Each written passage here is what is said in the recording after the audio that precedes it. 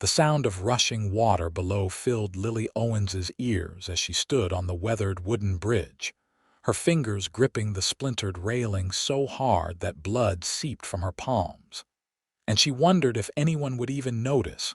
She was gone come morning in this God-forsaken town of Jackson, Wyoming, where the year 1882 had brought her nothing but misery and loss. The wind whipped through her long auburn hair, pulling strands loose from the braid that had started to unravel hours ago. Below her, the Snake River churned wild and merciless, fed by spring snowmelt from the Teton Mountains. The moon hung full overhead, casting everything in an eerie silver glow. She had climbed over the railing already, her boots balanced on the narrow outer ledge, her body leaning forward into the void. One more second, just one more second of courage and it would all be over. "Madam, I am going to need you to step back from there." The voice came from behind her, deep and steady with a calm authority that made her freeze. She had been certain she was alone. It was past midnight, and Jackson was a small enough settlement that most folks were long asleep by now. "Leave me alone," she said, her voice breaking. "Just go away." "Cannot do that." Footsteps approached slowly, deliberately, the sound of boots on wood. "My conscience would not let me sleep another night in my life if I walked away right now." "You do not understand," Lily said, tears streaming down her face. "You do not know what I have been through. You do not know what I have lost." "You are right, I do not know." The voice was closer now, maybe 10 feet behind her. "But I would like to. My name is Isaac Anderson. What is yours?" "It does not matter," she whispered. "It matters to me." Something in his tone made her glance back over her shoulder. In the moonlight, she could see him clearly. He was tall, maybe in his mid-20s, with dark hair that curled slightly at his collar beneath a worn cowboy hat. His face was handsome in a rugged way, with a strong jaw covered in several days' worth of stubble. But it was his eyes that caught her attention, dark and earnest, filled with a genuine concern that made her chest ache. "Lily," she said finally. "Lily Owens." "Miss Owens," Isaac said, taking another careful step forward. "I am going to ask you to do something for me, something that might sound strange." "What?" She could barely get the word out. "Give me 3 days. 72 hours. Let me show you why life is worth living. If after 3 days you still feel the same way, I will not stop you again, but give me that chance first."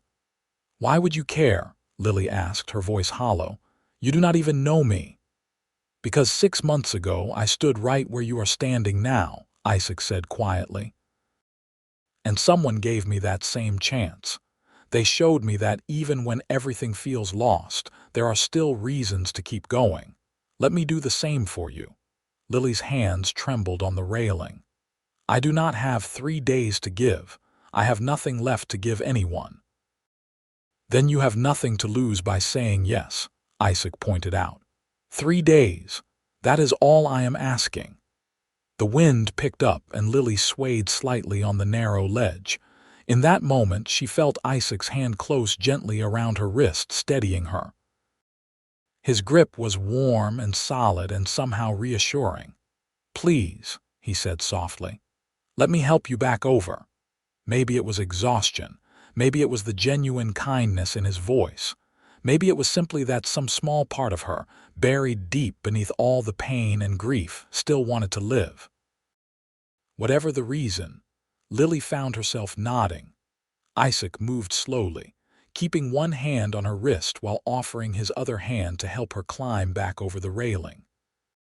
When her feet finally touched solid wood again, her knees buckled and he caught her, supporting her weight as she collapsed against him, sobbing. "I have you," he murmured, holding her steady. "You are safe now, I have you." They stood like that for several minutes, Lily crying into the shoulder of this stranger who had appeared out of nowhere to save her life. When her tears finally subsided, she pulled back slightly, suddenly embarrassed. "I am sorry," she said, wiping at her face. I do not usually fall apart like this. You have nothing to apologize for, Isaac said gently. He shrugged out of his jacket and draped it around her shoulders. You are shaking. Come on. Let me walk you somewhere warm. I have nowhere to go, Lily admitted. I have been sleeping in the livery stable for the past week. Isaac's expression darkened. The hell you have been. Not anymore. There is a boarding house on Main Street. Mrs. Patterson runs it. She is a good woman and she owes me a favor. You will stay there tonight. I cannot pay, Lily protested. Did I ask you to? Isaac's tone was firm but not unkind. Come on now, you are freezing and we have a deal, remember, 3 days. That starts right now. Too tired and emotionally wrung out to argue, Lily let him guide her off the bridge and down the dirt road that led into the heart of Jackson. The settlement was quiet at this hour, just a collection of wooden buildings clustered together in the shadow of the magnificent mountains. Lamplight glowed in a few windows, but most of the town was dark and still. Mrs. Patterson, a plump woman with graying hair and kind eyes, answered Isaac's knock on her door wearing a nightgown and wrapper. She took one look at Lily's tear-stained face and bloodied hands and ushered them both inside without asking questions. Third room on the left upstairs, she told Isaac. I will bring up hot water and bandages. The room was small but clean, with a narrow bed covered in a patchwork quilt, a washstand, and a single chair by the window. Isaac lit the oil lamp while Lily stood in the middle of the room, feeling lost and disconnected from everything. Mrs. Patterson arrived with a basin of warm water, clean cloths, and strips of linen for bandages. She also brought a thick nightgown and a tray with tea and bread.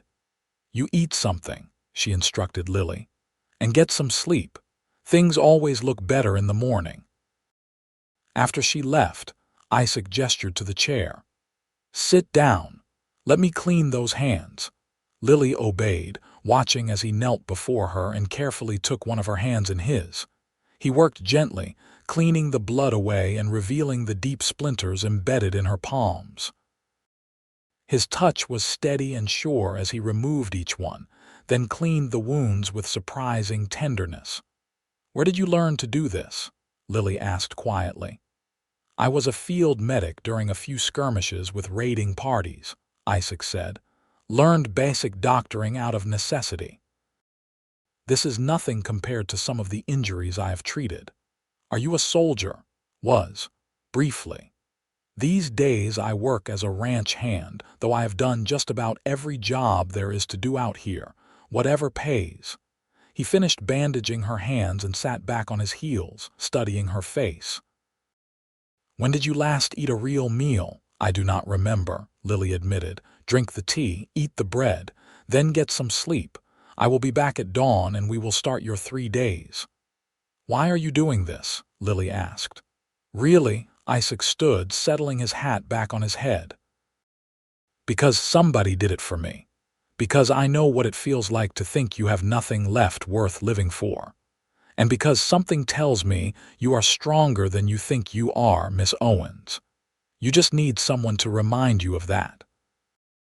After he left, Lily sat in the silence of the room, her bandaged hands wrapped around the warm cup of tea. She should feel angry, she thought. Angry that this stranger had interfered with her plans. But instead, she felt something else. Something she had not felt in months. She felt hope. When dawn broke over the Teton Mountains, painting the sky in shades of pink and gold, Isaac was true to his word. His knock came just as Lily finished dressing in her worn calico dress, the only one she owned. Mrs.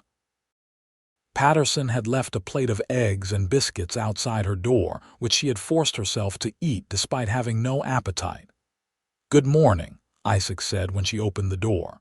He looked freshly shaved, his dark hair still damp, wearing a clean shirt and his work pants. Are you ready? Ready for what? Day one of our agreement. He offered his arm. Trust me. They walked through Jackson as the town was waking up. Shopkeepers were opening their doors, and a few early risers nodded greetings to Isaac as they passed. He led her to the livery stable where she had been secretly sleeping, and Lily felt a flush of shame. "I need to get my things," she said quietly. "Already taken care of." Isaac nodded toward a small bundle tied with rope, sitting by the stable door. "Mrs. Patterson will wash everything for you."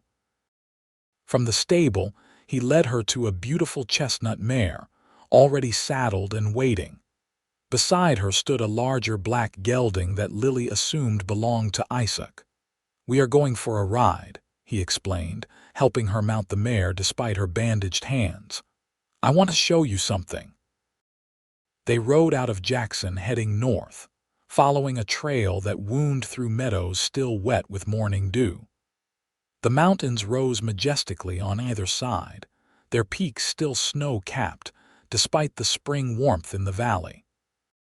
Lily had been in Wyoming for 3 months, but had barely seen anything beyond the town itself. She had arrived by stagecoach in February, running from a past she desperately wanted to forget, only to find that her problems had followed her. Isaac did not push her to talk as they rode. He simply led the way, occasionally pointing out a hawk circling overhead or a deer bounding through the sagebrush. The silence between them was comfortable, not awkward, and Lily found herself relaxing slightly despite everything. After about an hour, they reached a clearing beside a crystal-clear creek. The water bubbled over smooth stones, and wildflowers dotted the grass in splashes of purple, yellow, and white. Isaac dismounted and helped Lily down, then led the horses to drink. "This is my favorite place in the whole territory," he said, settling on a flat rock by the water. "When things get too heavy, I come here to think."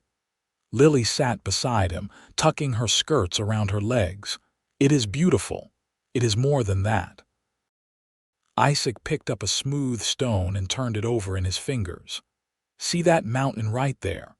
The one that looks like it is touching the sky. Some mornings when I come here, the sun rises directly behind it, and the whole world turns gold. There are elk that come down to drink at dawn, sometimes 30 or 40 of them. And in the summer, the wildflowers grow so thick you cannot walk without stepping on them." "You are trying to show me beauty," Lily said softly, "to remind me that the world has good things in it." "Partly," Isaac admitted. "But mostly I am trying to show you that the world is bigger than whatever happened to make you stand on that bridge last night. I do not know your story yet, Lily, but I know that pain can make everything else disappear. It can make you forget that there is anything beyond your own hurt." Lily was quiet for a long moment, watching the water flow past. Finally, she spoke. "My husband died 4 months ago. We had only been married for 8 months. Isaac waited, not interrupting, letting her find the words. "His name was Thomas. We met back in Ohio where I grew up. He was so full of dreams and plans. He wanted to come west to start fresh, to build something of our own. I followed him because I loved him, because I believed in his dreams." Her voice cracked. 3 weeks after we arrived in Jackson, he was killed. Wrong place at the wrong time. A fight broke out in the saloon and Thomas tried to break it up. Someone pulled a gun. Thomas was shot. He died before the doctor could even arrive. God, Lily, I am so sorry. After he died, I had nothing. No money, no family out here, no way to get back home even if I wanted to. I tried to find work, but there is not much call for a woman alone in a town like this. I sewed for a few ladies, took in laundry, but it was not enough. I got behind on the rent for our room. The landlord kicked me out 2 weeks ago. I have been living off scraps and sleeping wherever I could hide." Tears spilled down her cheeks again. "Last night, I just could not do it anymore. I could not face another day of being hungry and alone and scared." Isaac reached over and took her hand carefully, mindful of the bandages. "You are not alone anymore. I know it feels that way, but you are not." "You do not owe me anything," Lily said. Why would you take on someone else's troubles? Because I have been where you are, Isaac said. Last winter, I lost everything too. I had been working on a ranch up north, saving every penny I could. I had almost enough to buy my own land to start my own operation. Then the ranch owner's son got into gambling debts. Bad ones. He stole the ranch payroll, every cent, and ran off. The owner could not pay any of us, and the bank foreclosed. I lost 6 years of savings in one day. What did you do? I drank for a week straight. Then I rode to that bridge in the middle of the night, and I stood right where you were standing. I was ready to end it. Isaac's voice was rough with memory. But this old cowboy named Bill stopped me. He had been riding through Jackson on his way to somewhere else, saw me on the bridge and just sat down next to me, stayed there all night telling me stories about his life. About the times he had lost everything and built it back up again, about the people he had loved and lost, about the reasons he kept going even when it was hard. Did it help? Not at first, Isaac admitted, but he made me promise to give it 3 days before I did anything permanent. By the end of those 3 days, I realized something. I realized that life is not about the money or the plans or the things we think we need. It is about the moments. The sunrise on a mountain, the taste of hot coffee on a cold morning, the sound of a friend's laughter. The feeling of knowing you made a difference to someone, even in a small way. Lily looked at him, really looked at him, and saw the truth of his words reflected in his eyes. Where is Bill now? He moved on like he was always going to. But before he left, he made me promise that if I ever met someone who needed what he gave me, I would pass it on. Isaac squeezed her hand gently. So here I am, keeping that promise. They sat by the creek for hours, talking. Isaac told her about growing up in Colorado, the youngest of 5 children. His father had been a farmer who broke his back trying to make a living from stubborn soil, and his mother had died when Isaac was 12.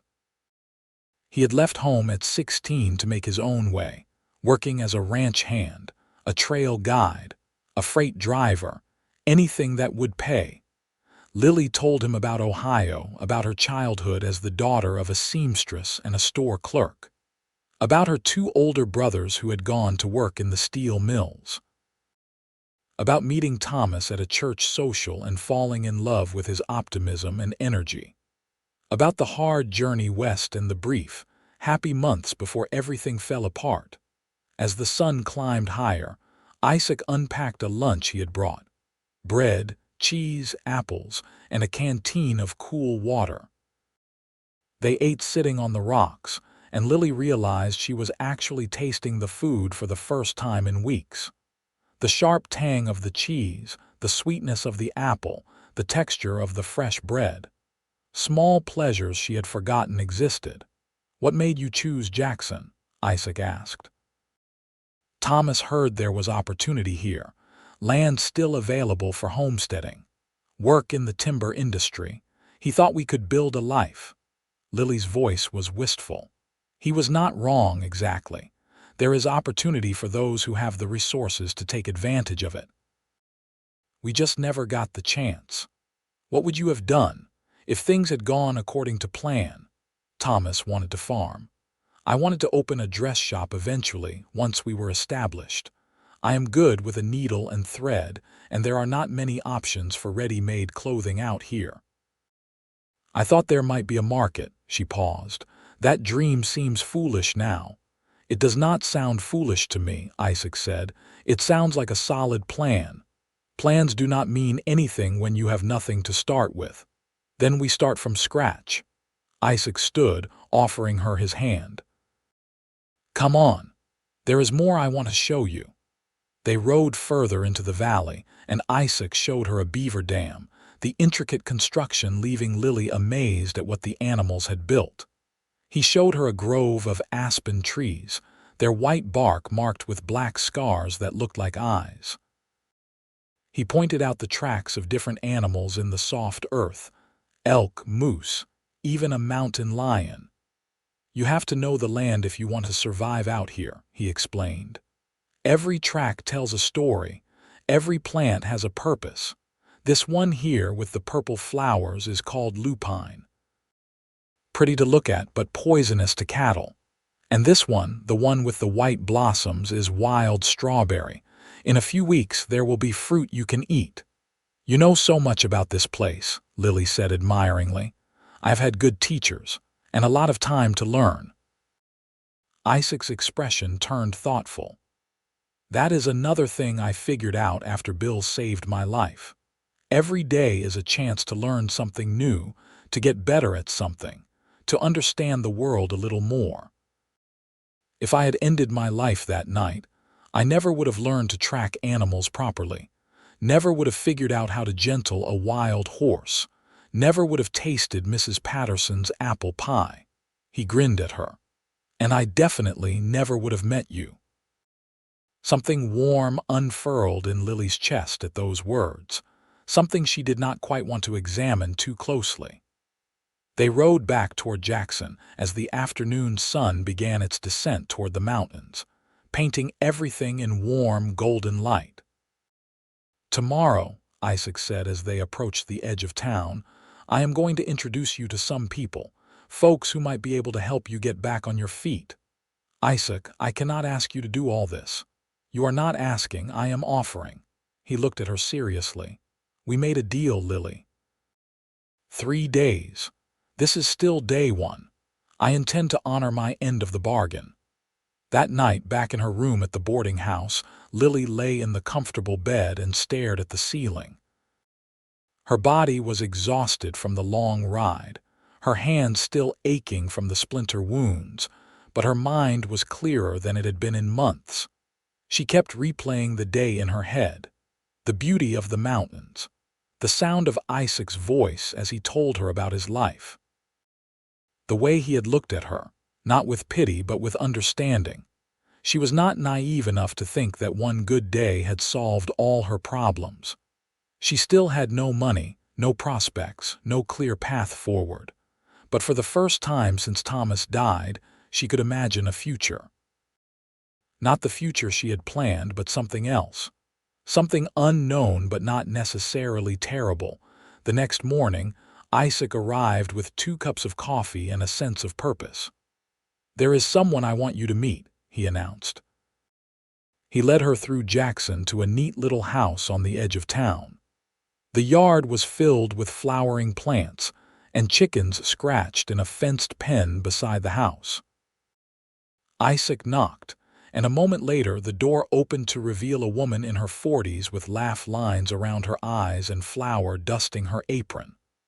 Isaac Anderson, as I live and breathe, she said, breaking into a wide smile. I have not seen you in 2 weeks. I was beginning to think you had left the territory. Not a chance, Mrs. Baker. I brought someone to meet you. Isaac gestured to Lily. This is Miss Lily Owens.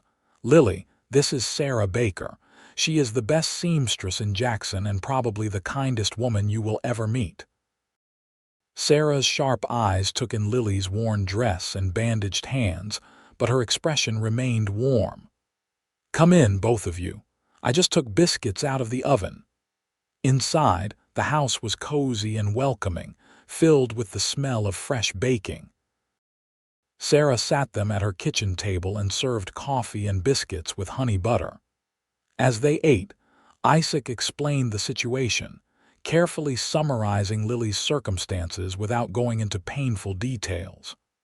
I thought maybe you could use some help, he said to Sarah. I know you have been talking about needing an assistant, especially with summer coming and all the ranch wives wanting new dresses. Sarah studied Lily thoughtfully. Can you sew? Yes, madam, Lily said. My mother was a seamstress. I have been sewing since I was old enough to hold a needle. Show me your hands. Lily unwrapped the bandages self-consciously, revealing the healing wounds. Sarah examined them carefully, her touch gentle. These will heal clean, she pronounced. Give it a week and you will be able to handle fine work again. In the meantime, there is plenty you can do.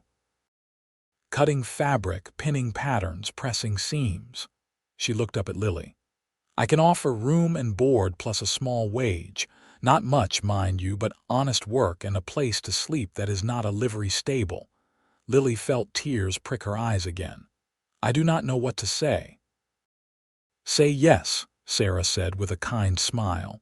Lord knows I can use the help, and truth be told, it gets lonely working by myself all day.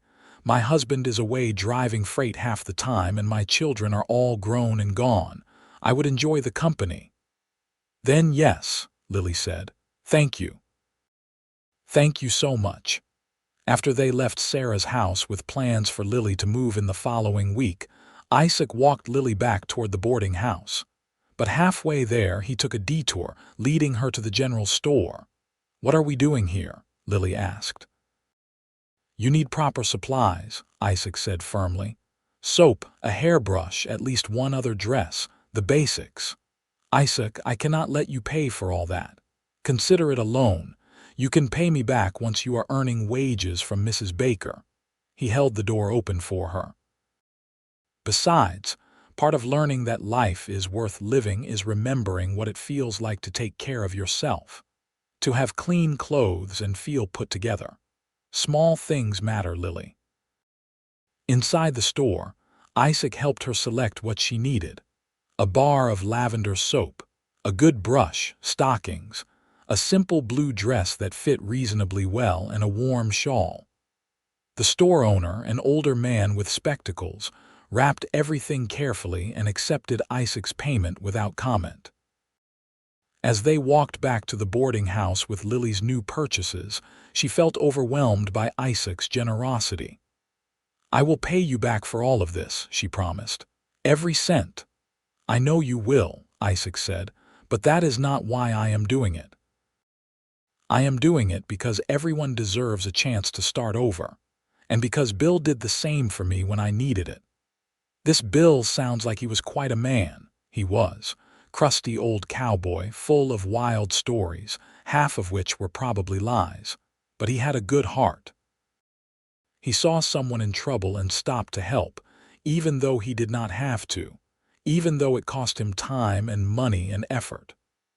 Isaac paused at the boarding house steps. He told me something I have never forgotten. He said the world is full of people who will kick you when you are down, but what matters is finding the ones who will help you back up. Be one of those people, he said, and your life will matter. You are definitely one of those people, Lily said softly. I am trying to be. Isaac tipped his hat to her. Get some rest. Tomorrow is day 3 and I have something special planned. That evening, Lily took a long, hot bath, washing away weeks of grime and despair. She scrubbed her hair until it was clean and shining, dressed in her new blue dress, and for the first time in months, she looked at herself in the small mirror above the washstand and did not hate what she saw. She looked thin and tired, yes, but she also looked alive. Her gray-green eyes had lost some of their haunted quality. Her face, though still pale, had a bit of color from the day spent outdoors. She thought about Isaac, about his kindness and his patience, about the way he had not pressured her to explain herself or move faster than she was ready to, about how he had given her hope without making empty promises. And she realized that somewhere in the past 2 days, the desperate despair that had driven her to that bridge had begun to fade, replaced by something fragile but real, the possibility of a future. The 3rd day dawned clear and warm, with barely a cloud in the endless Wyoming sky. Isaac arrived at the boarding house just after breakfast, riding the black gelding and leading the chestnut mare. But this time, there was a 3rd horse, a sturdy bay with a pack saddle. We are going on an adventure, he announced when Lily came outside. Pack whatever you want to bring. We will be gone until evening. Where are we going? You will see. They rode out of Jackson, heading south this time, following a different trail than they had taken 2 days before. The pack horse carried supplies, food, water, blankets, and other items Lily could not identify. As they traveled, Isaac pointed out landmarks and told her stories about the area. Jackson is still pretty wild, he explained. The town only really got established about 10 years ago. Before that, it was just trappers and hunters passing through. The valley was a favorite hunting ground for several native tribes, Shoshone and Bannock mainly. There is a lot of history here if you know where to look. Have you met many of the native people? Lily asked. Some. Most have been pushed onto reservations by now, which is a damn shame if you ask me. They knew this land better than any white settler ever will. Lived in harmony with it for generations before we showed up and decided we knew better. Isaac's voice was bitter. But that is the way of things out here, I suppose. Progress, they call it, though I am not always sure it is progress at all. They rode for several hours, climbing gradually into the foothills. The air grew cooler and thinner, and Lily found herself breathing harder. But the views were spectacular. Endless forests of pine and fir, punctuated by meadows filled with wildflowers. They saw elk grazing in a distant field and heard the calls of countless birds. Finally, they reached their destination, a high alpine lake, its water so clear and blue it looked like a piece of sky had fallen to earth. The lake was surrounded by towering peaks, their reflection perfect on the still surface. Lily had never seen anything so beautiful in her life. "This is incredible," she breathed. "I thought you would like it." Isaac dismounted and began unpacking the bay horse. "This place is special to me. I come here maybe twice a year when I need to think about the big questions. What I want from life, where I am going, whether I am becoming the person I want to be." "And what do you want from life?" Lily asked, dismounting carefully. Isaac paused, his hands full of supplies. "I want to matter. I want to build something that will last. I want to love someone and be loved in return. I want to know that my life made a difference, even if it is just a small one." He set down what he was carrying and looked at her directly. "What do you want, Lily?" The question caught her off guard. For so long, her wants had been tangled up with Thomas's dreams, and after he died, she had not let herself want anything beyond making it through another day. "I do not know any more," she admitted. "Then let us figure it out." Isaac spread a blanket on the ground near the lake's edge and gestured for her to sit. "Close your eyes." "What?" "Just trust me. Close your eyes." Lily obeyed, settling on the blanket and closing her eyes. She could hear the gentle lap of water against the shore, the whisper of wind through the pines, the cry of a bird somewhere overhead. "What do you hear?" Isaac asked softly. "Water, wind, birds." "What else?" Lily listened more carefully. "My own breathing, your breathing." "Something moving in the trees, maybe a squirrel or a chipmunk." "Good. Now what do you smell?" "Pine. Something sweet like wildflowers, clean air, cold water." "What do you feel?" "The sun on my face, the breeze, the blanket under me, the ground solid and real." "Open your eyes." Lily opened them to find Isaac sitting beside her, his expression serious but warm. "This is what life is," he said. "These moments, these sensations, the world around us, beautiful and complicated and real. When you stood on that bridge, you were going to give all of this up. The sound of water, the smell of flowers, the feeling of sun on your skin, every good thing you might experience in the future. But I was also giving up the pain," Lily said quietly. "The grief and the fear and the loneliness, I know. And I am not going to tell you that those feelings are not valid, because they are. What happened to you is terrible and you have every right to grieve. But pain is not permanent, Lily. It changes. It softens. Eventually, it becomes something you can live with, something that makes you stronger rather than breaking you." Isaac reached over and took her hand. "I guess what I am trying to say is that you deserve the chance to find out what comes next, to discover who you are beyond your grief, to build a new life, even if it is not the one you planned. Lily looked down at their joined hands, at the way his fingers wrapped around hers with such care. What if I am not strong enough? You are. You are stronger than you know. Isaac's voice was absolutely certain. You survived losing your husband. You survived being alone and hungry and desperate. You survived long enough to meet me on that bridge. That takes incredible strength, Lily. You just need to redirect it toward living instead of toward ending things. They sat in silence for a while, watching the light play across the surface of the lake. Then Isaac pulled out the food he had brought: fresh bread, roasted chicken, cheese, early strawberries, and a bottle of wine. "Where did you get all this?" Lily asked, amazed. "Mrs. Patterson helped me put together a proper picnic. She has been rooting for you since the moment I brought you to her door." Isaac poured wine into 2 tin cups. "To new beginnings." "To new beginnings," Lily echoed, touching her cup to his. The food was delicious, and Lily found herself eating with actual appetite, savoring every bite. They talked about everything and nothing: favorite foods, childhood memories, silly things that made them laugh. Isaac told her about the time he had tried to gentle a wild Mustang and ended up flat on his back in a mud puddle. Lily told him about the time she had accidentally sewn her dress to the curtains she was hemming and had not noticed until she tried to stand up. As the afternoon wore on, Isaac taught her how to skip stones across the lake's surface.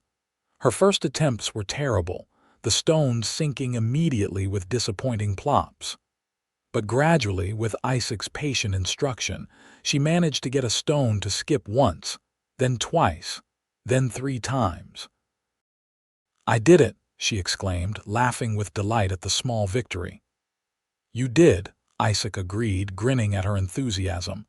"See, you are already getting better at something. That is what life is about: small improvements, little victories, moments of joy." They stayed at the lake until the sun began to sink toward the western peaks, painting the sky in shades of orange and pink and purple. As the light changed, the entire landscape transformed, becoming even more magical and unreal. "I understand why you come here," Lily said softly. "This place makes you feel small but also connected to something bigger, like you are part of the world rather than separate from it." "Exactly," Isaac said. "And that is important to remember when things get hard. You are not alone in the universe, Lily. You are part of something vast and beautiful and ongoing. Your life is connected to mine, and to Mrs. Baker's, and to Mrs. Patterson's, and to everyone else in Jackson. What you do matters, even in small ways." As they packed up to leave, Lily realized that the heaviness she had been carrying for months felt lighter. Not gone, but bearable. She could breathe without the crushing weight on her chest. She could think about tomorrow without feeling panic. The ride back to Jackson was peaceful, both of them tired but content. When they finally reached the boarding house, Isaac helped Lily dismount and walked her to the door. "Well," he said, "our 3 days are up. I have shown you what I wanted to show you. Now the question is, was it enough?" Lily looked at him for a long moment, at his kind face and honest eyes, at the man who had saved her life and then given her reasons to want to keep living. "Yes," she said simply. "It was enough. Thank you, Isaac, for everything." Relief and something else, something deeper, flickered across Isaac's face. "I am glad, really glad. I start working for Mrs. Baker in a week. Will I see you again before then?" "Do you want to see me again?" Isaac asked, his voice suddenly uncertain. "Yes," Lily said, surprised by how much she meant it. "I would like that very much." Isaac's smile was like the sun breaking through clouds. "Then you will see me. Count on it." Over the following week, Isaac became a regular presence in Lily's life. He stopped by the boarding house each morning to have coffee with her. He helped her move her few belongings to Mrs. Baker's house. He introduced her to more people in Jackson. The sheriff, a gruff but fair man named Tom Harrison. The reverend, a young fellow who ran Sunday services in the schoolhouse. The owner of the saloon, a woman named Kate who had come west to escape an abusive husband and built a successful business on her own terms. Each person Isaac introduced her to treated Lily with kindness and respect, never asking prying questions about her past, but making it clear she was welcome in their community. Slowly, Lily began to feel like she belonged in Jackson, like she was building a network of connections that would support her. Working for Mrs. Baker turned out to be exactly what Lily needed. Sarah was patient and encouraging, praising Lily's skills while teaching her new techniques. The work was satisfying in a way Lily had forgotten work could be. Creating something beautiful from raw materials, seeing the pleasure on a customer's face when they tried on a dress that fit perfectly. "You have a real gift," Sarah told her after Lily had been working for 2 weeks. "Your stitches are finer than mine and your eye for fit is excellent. Give it a year and you could be running your own shop if you wanted." The words planted a seed in Lily's mind. Her own shop. The dream she had given up on. Maybe it was not so impossible after all. As spring deepened into early summer, Lily and Isaac continued to spend time together. He took her fishing in the creek, teaching her how to bait a hook and cast a line. She caught her first trout, a beautiful spotted fish that they cooked over a campfire and ate with their fingers, laughing at the mess they made. He took her to a barn raising for a family whose old barn had burned down. Lily was amazed by the way the entire community came together, everyone contributing labor and materials to help their neighbors.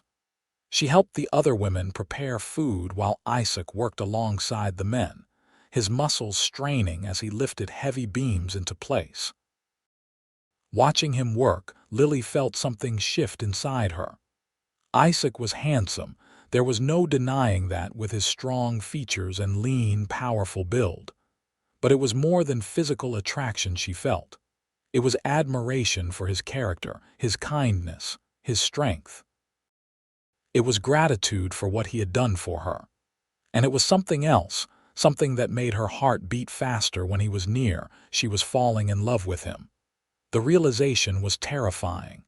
She had loved Thomas, had grieved him deeply, still grieved him in many ways. Feeling this way about another man felt like a betrayal, even though she knew intellectually that Thomas would have wanted her to be happy. One evening, as they sat on the porch of Mrs. Baker's house watching the sunset, Lily finally voiced her confusion. "Isaac, can I ask you something?" "Anything? How did you know when you were ready to live again?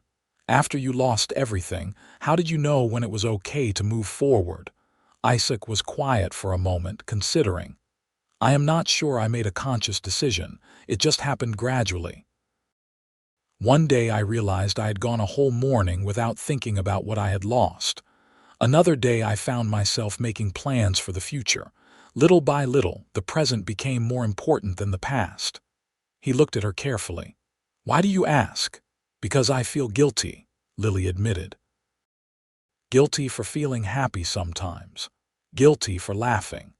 Guilty for thinking about a future that does not include Thomas.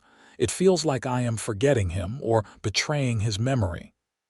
"You are not betraying anyone by choosing to live," Isaac said firmly. "Your husband loved you, right?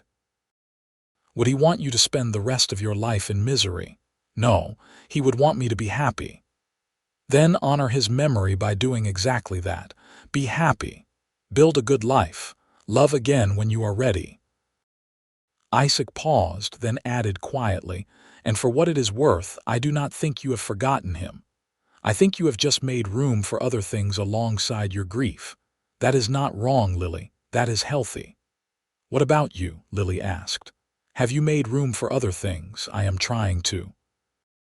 Isaac's dark eyes met hers, and the intensity in them made Lily's breath catch.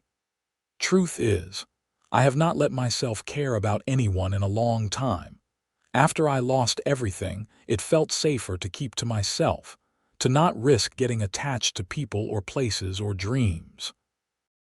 But then I met you and everything changed. How so? Because you made me remember what it feels like to want something beyond just survival, to hope for more than just getting through another day. Isaac reached over and took her hand, his touch warm and sure. I have feelings for you, Lily.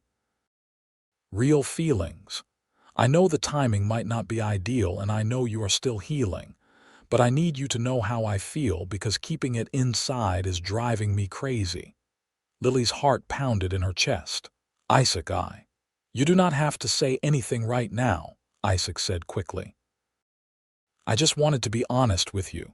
You can take all the time you need to figure out what you want. I am not going anywhere. But Lily realized she did not need more time. Somewhere over the past weeks, without her quite noticing, Isaac had become essential to her happiness. She looked forward to seeing him each day. She treasured their conversations and the easy companionship between them. She admired his strength and his kindness, his quiet competence and his gentle humor. I have feelings for you too, she said softly. That is why I feel guilty. It has only been 6 months since Thomas died. Is it too soon? There is no right answer to that, Isaac said. Everyone heals at their own pace. The question is not whether it has been long enough. The question is whether your heart is ready to open again. I think it is, Lily whispered. I think you have already opened it. Isaac's smile was radiant, transforming his whole face. Can I kiss you? Yes.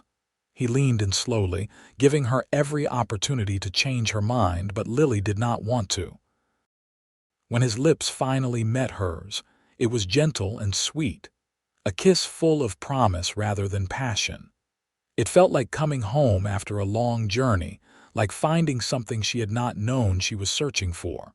When they pulled apart, Isaac rested his forehead against hers. I will be good to you, he promised. I will cherish you and support you and stand by you. You will never have to face anything alone again. I know, Lily said. I trust you. As summer progressed, Lily and Isaac's relationship deepened. They spent every free moment together, exploring the valley, talking for hours, learning each other's hearts.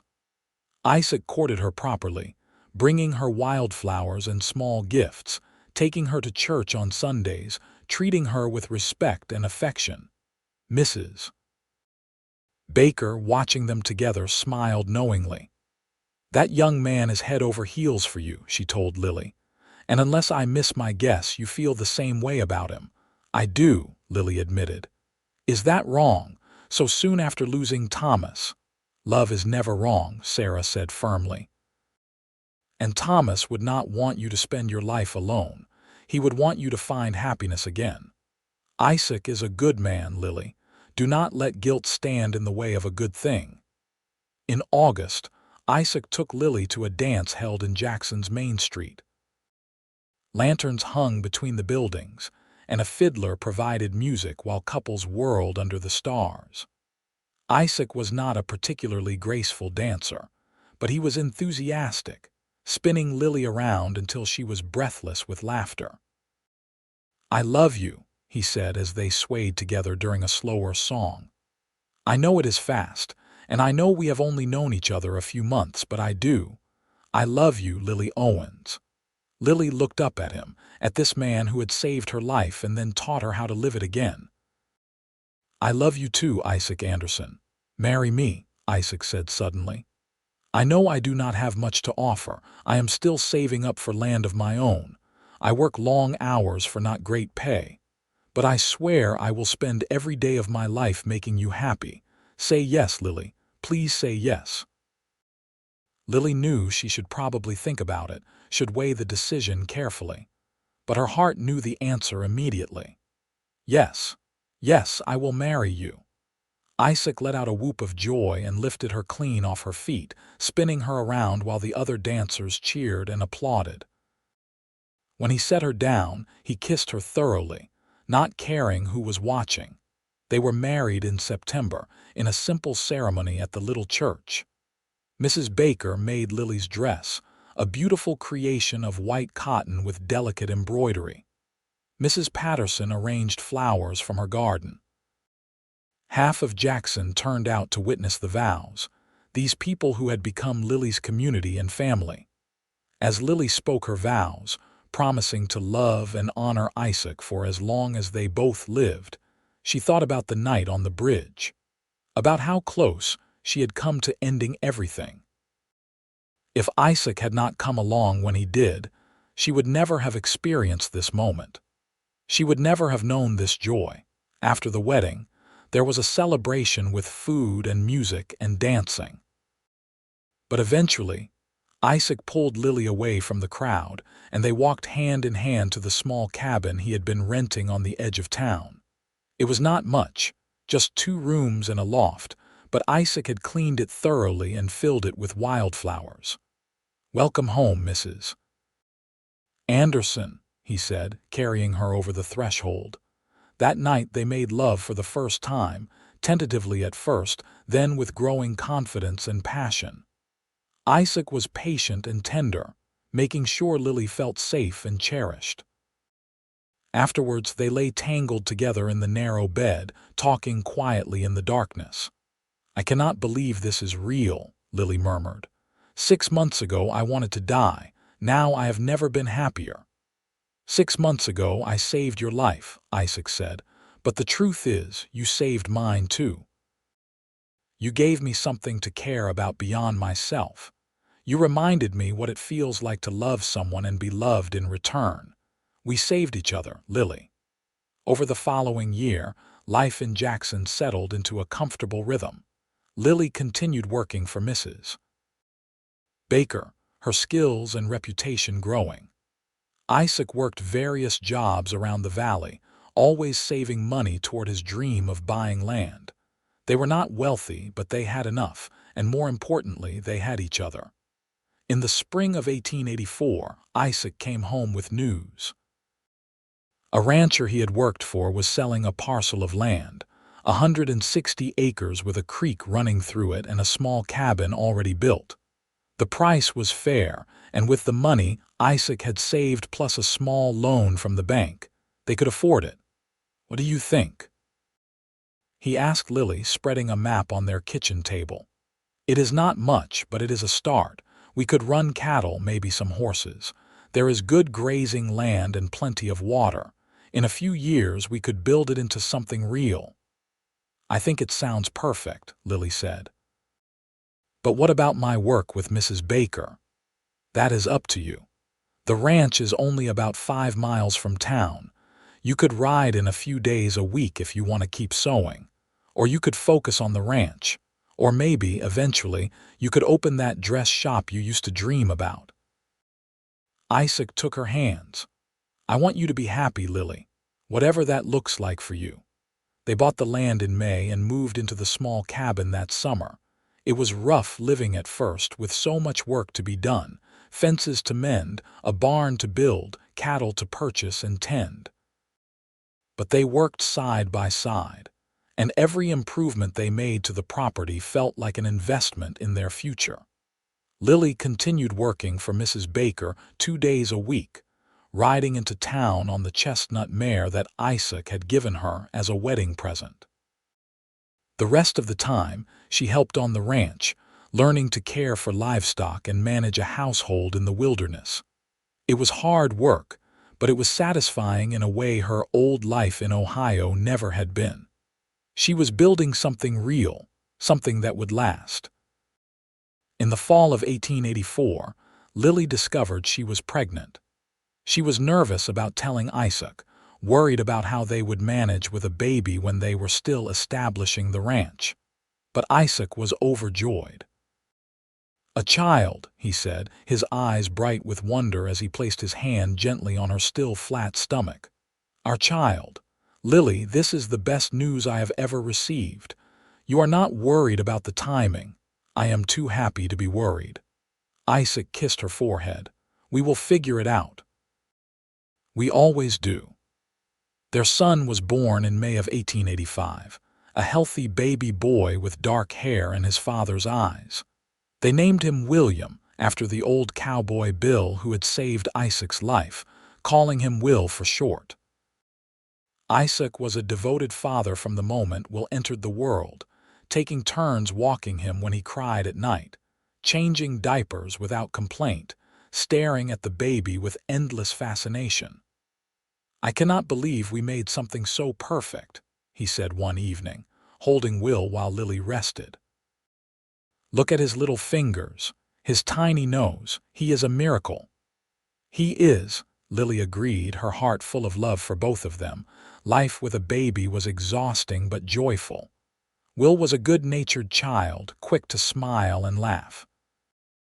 As he grew, it became clear he had inherited his father's adventurous spirit, always crawling off to explore or pulling himself up to see what was on the table. The ranch prospered steadily. Isaac proved to be a skilled cattleman, and their herd grew. They added chickens for eggs and a milk cow for dairy. Lily planted a large vegetable garden and learned to preserve food for the winter. They were not wealthy, but they were comfortable, and more importantly, they were happy. In the spring of 1887, Mrs. Baker approached Lily with a proposition. "I am getting older," she said bluntly. "My hands are not what they used to be, and the arthritis is getting worse. I have been thinking about retiring, but I hate to leave Jackson without a seamstress. What would you say to buying my business?" Lily was stunned. "Mrs. Baker, I could not afford to buy you out." "I am not asking you to. I am proposing a partnership. You take over the day-to-day work, and I will rent you the space and equipment for a very reasonable rate. After 5 years, if you still want the business, we will work out a fair sale price." What do you say? It was the opportunity Lily had dreamed about for years. She discussed it with Isaac that evening, worried he would feel she was not prioritizing the ranch, but Isaac was enthusiastic. "You should absolutely do it. This is your chance, Lily, your dream. We will make it work." "But what about Will and the ranch?" "Will can come to town with you some days and I can watch him the rest. And the ranch will be fine. I can hire help if I need it. This is important, Lily. Do not let it pass you by." So Lily became a businesswoman, taking over Mrs. Baker's seamstress shop. She renamed it Owens Dress and Design, using her maiden name for the business. Word spread quickly that there was a new dressmaker in Jackson, one with modern ideas and excellent skills. Orders poured in, and Lily found herself busier than ever, balancing work and family and ranch responsibilities. It was exhausting, but it was also exhilarating. She was doing it. She was living the dream she had once thought impossible, and she was doing it with Isaac by her side, supporting her every step of the way. In 1889, their daughter was born, a beautiful baby girl with auburn hair and her mother's gray-green eyes. They named her Rose. If Will had been an easy baby, Rose was a challenging one, colicky and fussy for her first few months. But Isaac walked the floor with her just as patiently as he had with Will, singing to her and rocking her until she settled. "I have the most stubborn daughter in Wyoming," he said one night after finally getting Rose to sleep. But he was smiling as he said it, clearly besotted with his little girl. As the children grew, the cabin became too small for their family. In 1890, Isaac and some neighbors built an addition, adding 2 more bedrooms and a larger kitchen. It was not a mansion, but it was a solid, comfortable home, filled with love and laughter. Will grew into a bright, energetic boy who loved helping his father with the cattle. Rose was more interested in her mother's work, often sitting beside Lily as she sewed, watching with fascination as fabric became clothing. "She has your talent," Isaac observed one day, watching 4-year-old Rose practice stitches on scrap fabric. "Before you know it, she will be working in the shop with you." "Maybe," Lily said. Or maybe she will want to do something completely different. Whatever she chooses, I will support her. In 1892, Lily officially purchased Mrs. Baker's business, having saved enough over the past 5 years to pay a fair price. The shop was entirely hers now, a success beyond what she had imagined. She employed 2 young women to help with the increased workload, training them in the skills her mother had taught her years ago. The ranch was thriving as well. Isaac had built the herd to over 100 head of cattle and was respected throughout the valley as a knowledgeable stockman. He had made good friends with other ranchers in the area, and they often helped each other during busy seasons like calving and branding. On their 10th wedding anniversary in 1893, Isaac took Lily back to the Alpine Lake, where he had taken her during those first 3 days. They left the children with Mrs. Patterson and rode out into the mountains, recreating that long-ago picnic. 10 years, Isaac said, pouring wine into the same tin cups they had used that first time. I cannot believe it has been 10 years since I found you on that bridge. It feels like another lifetime, Lily said. That person I was, so desperate and lost, I barely recognize her now. She was brave, even if she did not know it, Isaac said. She was surviving the best way she knew how, and when I offered her another option, she was brave enough to take it. Because you made it seem possible. You showed me that life could be good again. Lily looked out over the perfect blue water, remembering. Do you ever think about what would have happened if you had not been on that bridge that night, if you had taken a different path home? All the time, Isaac admitted. And it terrifies me, because if I had not been there, I would have lost you before I ever met you. I would have missed out on the best thing that ever happened to me. The best thing, Lily teased gently. Better than the ranch, better than the children. The ranch and the children exist because of you, Isaac pointed out. You are the center of it all, Lily. You are my heart. I meant what I said 10 years ago. I wanted to show you why life is worth living. But the truth is, you showed me. Loving you, building a life with you, watching our family grow, that is why life is worth living. Lily kissed him, tasting wine and love and a decade of shared memories. I love you, she said. More than I ever thought possible. You saved my life in every way that matters. They made love in the warm afternoon sun. 2 people who had found each other in the darkest moment and chosen to build a life together. Afterwards, lying wrapped in blankets beside the lake, Lily felt profound gratitude for the chance she had been given. For the 3 days that had turned into 10 years. For the cowboy who had stopped her from jumping and shown her that even in the depths of despair, there was always hope. Life continued to unfold.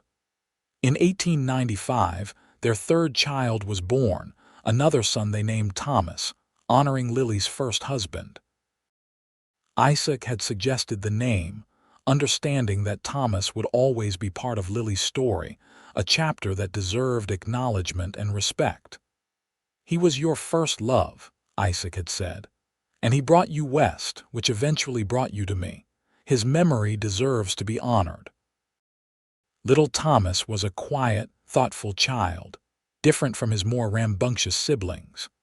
He loved books and learning, and Lily often found him curled up with whatever reading material he could find, lost in stories of faraway places. The children thrived in the wild, beautiful landscape of Wyoming. Will became an expert horseman, riding almost before he could walk. Rose continued to develop her talent for sewing and design, creating elaborate dresses for her dolls. Thomas learned to read at an early age and pestered anyone who would listen with endless questions about the world. The ranch grew steadily.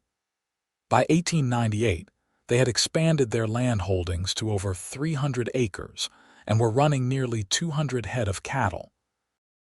Isaac hired 2 permanent ranch hands to help with the work, young men who lived in a bunkhouse he had built near the barn.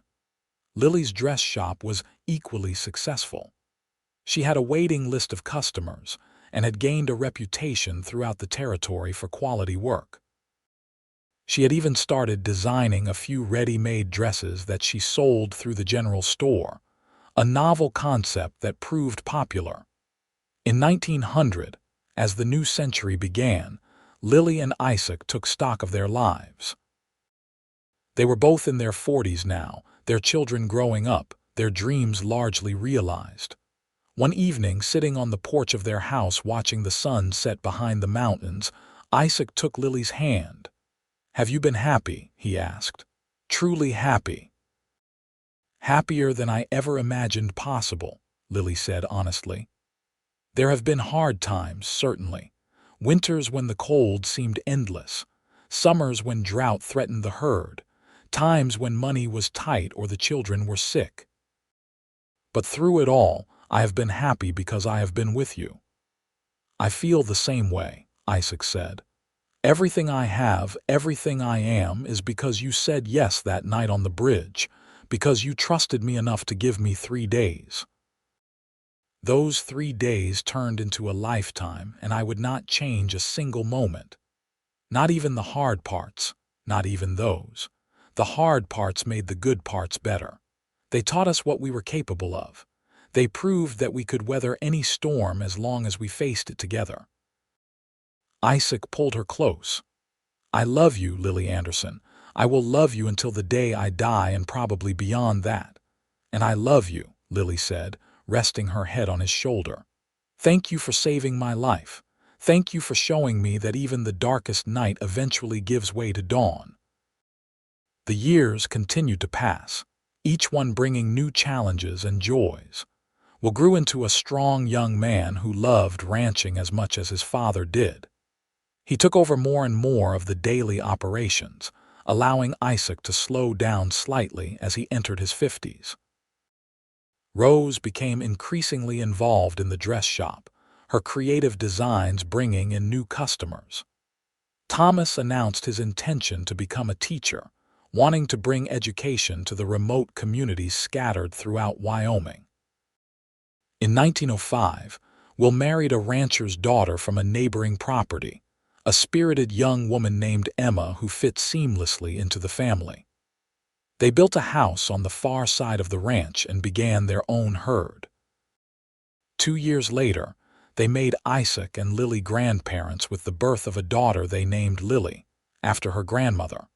Holding her tiny namesake, Lily felt the circle of life complete itself. This baby would never know the desperate young woman who had stood on a bridge wanting to die. She would only know the grandmother who loved her, who had built a good life through hard work and determination and love. Rose married in 1908, choosing a merchant from Jackson who had moved west from Philadelphia.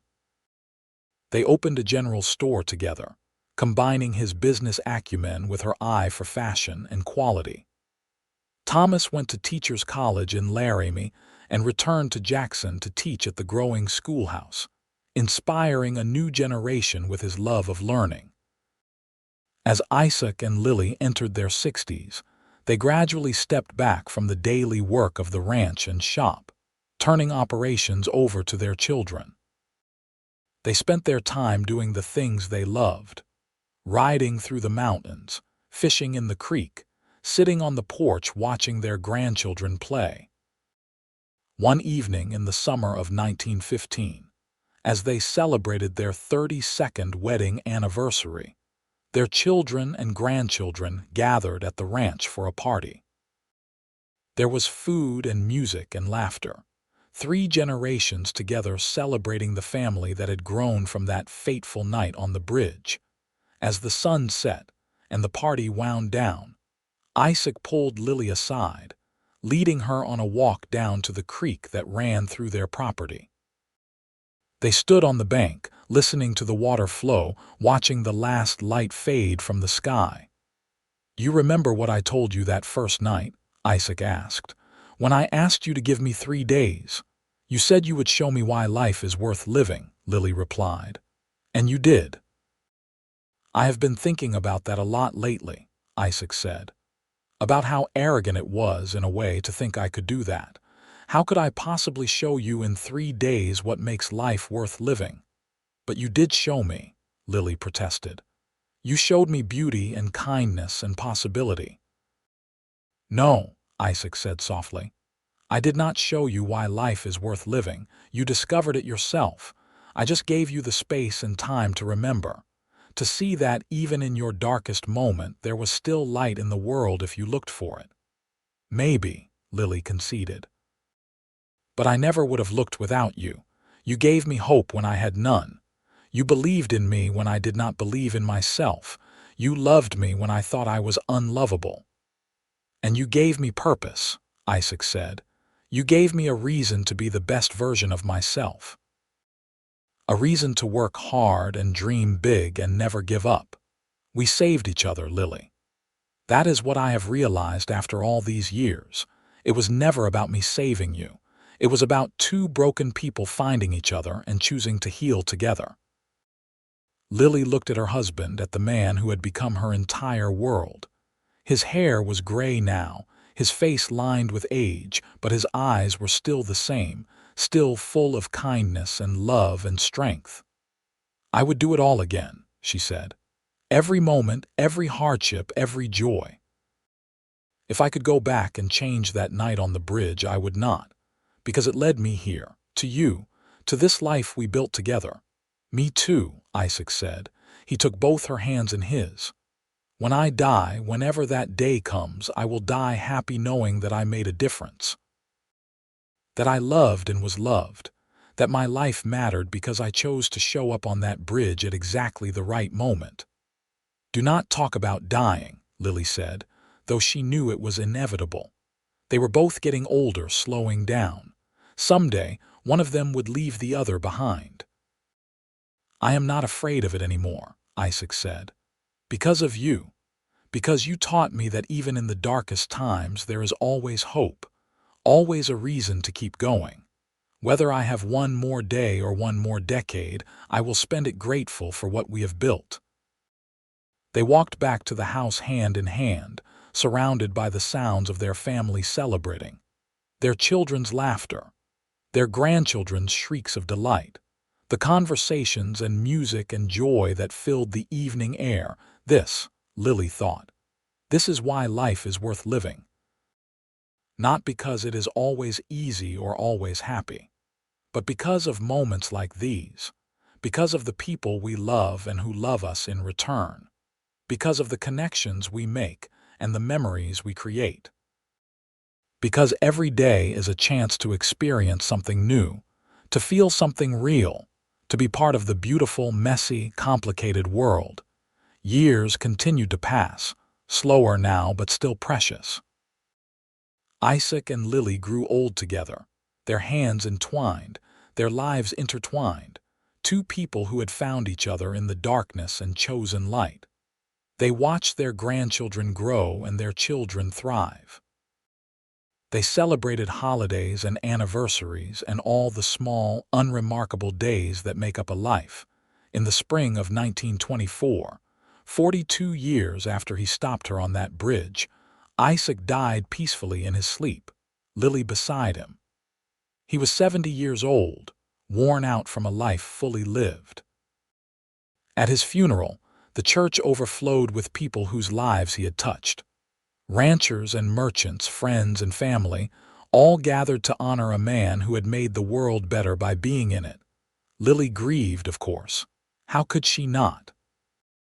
Isaac had been her partner, her love, her best friend for more than 4 decades. But even in her grief, she felt gratitude. Gratitude for the time they had together. Gratitude for the family they had created. Gratitude for the life they had built from the ruins of their separate despairs. She lived another 8 years, surrounded by her children and grandchildren and great-grandchildren. She continued to sew almost until the end, her skilled fingers creating beauty even as they grew gnarled with age. She told stories to her great-grandchildren about their grandfather, about the cowboy who had saved her life and shown her that even in the darkest night, there was always hope. When Lily died in 1932 at the age of 75, she was buried beside Isaac on a hillside overlooking their ranch. The mountains rose in the distance, eternal and magnificent. The creek bubbled nearby, constant and life-giving, and carved on their shared headstone were the words Isaac had spoken to her that first night. "Let me show you why life is worth living." The ranch continued on, passed down through generations. The dress shop remained open, run by Rose's daughter and then her granddaughter. The family grew and spread, but they never forgot the story of Isaac and Lily, the cowboy and the woman on the bridge, who had found each other in the darkest moment and chosen light. And sometimes, on quiet evenings when the light was just right, you could still feel their presence on the land. A whisper of wind through the pines, the reflection of mountains on water, the sound of laughter carried from the house. Reminders that love endures, that life is precious, and that even when we think we have reached the end, sometimes we are just at the beginning. The story of Isaac and Lily became legend in Jackson, Wyoming, passed down through generations as proof that one person can make a difference, that 3 days can change a life, that love can heal even the deepest wounds. Children grew up hearing about the cowboy who stopped a woman from jumping off a bridge, who gave her 3 days to remember why life is worth living, and who ended up spending the rest of his life proving it to her every single day. Their great-great-grandchildren still live on the ranch, running cattle in the shadow of the Tetons, carrying on the legacy that began with a moment of intervention on a moonlit bridge in 1882. The dress shop still stands on Main Street, though it is now run by the 5th generation of women descended from Lily. And the bridge where it all started, though rebuilt several times over the decades, stands as a monument not to death, but to life, to hope, to the power of human connection to save us from our darkest impulses. Because in the end, that is what Isaac showed Lily, and what their story shows all of us. That life is worth living not because it is always easy, but because it is full of moments that take our breath away. Moments of beauty and connection, moments of love and laughter. Moments when we realize that we are not alone, that we matter, that our presence in the world makes a difference. The mountains still stand watch over Jackson, Wyoming, unchanging and eternal. The rivers still flow cold and clear from the high country. The seasons still turn, bringing spring flowers and summer warmth, autumn colors and winter snow. And somewhere in all that continuity, in all that enduring beauty, the spirit of Isaac and Lily lives on, reminding us all to look for the light even in the darkest times, to hold on for one more day, to give life a chance to surprise us with its capacity for joy. Their story is a testament to the resilience of the human spirit, to the power of compassion, to the way one act of kindness can ripple out across generations. It is a reminder that we never know when we might be the person who makes a difference, who says the right words at the right time, who stops someone from making a permanent decision based on temporary pain. And most of all, it is a love story, pure and true. A story of 2 people who found each other when they both needed saving, who built a life together from nothing but hope and hard work, who loved each other through decades of joy and sorrow, triumph and tragedy, and who proved that love, real love, the kind that grows deeper with every passing year, is the best reason of all to keep living. The end.